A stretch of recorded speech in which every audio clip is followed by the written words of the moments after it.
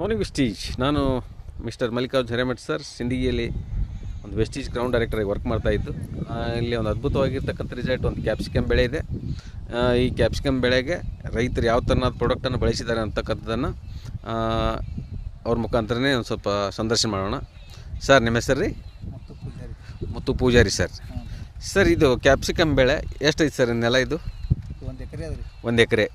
1 ಎಕರೆನಲ್ಲಿ ಇವಾಗ ನಾನು ಕಳೆದ ಒಂದು 15 ದಿವಸದ ಹಿಂದ್ಗಡೆ ನಮ್ಮ ವೆಸ್ಟೀಜ್ ಕಂಪ್ನಿಯಲ್ಲಿ ಇರ್ತಕ್ಕಂಥ ಒಂದು ಮೈಕ್ರೋ ನ್ಯೂಟ್ರಿಯೆಂಟ್ ಅಂತ ಅಂದರೆ ನ್ಯಾನೋಟೆಕ್ಕು, ಅಗ್ರಿ ಹ್ಯೂಮಿಕ್ಕು, ಅಗ್ರಿ 82 ಅನ್ನೋ 3 ಪ್ರಾಡಕ್ಟನ್ನು ನಿಮ್ಗೆ ಸಜೆಸ್ಟ್ ಮಾಡಿದ್ವಿ ಸರ್. ಅದನ್ನು ನೀವು ಬಳಕೆ ಮಾಡಿದ್ರಿ.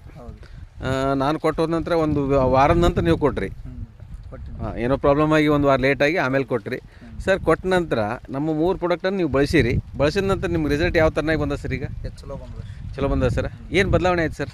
ಗ್ರೋತ್ ಚಲೋ ಆಗಿದೆ. Growth sir. ಮತ್ತೆ ಕಾಯಿ ಸೈಜಿಂಗ್ ಐತ್ರಿ? ಹಾಂ ಸರ್. ಇವತ್ತು ಫಸ್ಟ್ ಟೈಮ್ ಒಂದು ನೀವು ಇದನ್ನು ಕಾಯಿಯನ್ನು ಬೆಳೆಸಿದಾಗ ಎಷ್ಟಾಯ್ತು ಸರ್ ಅದು?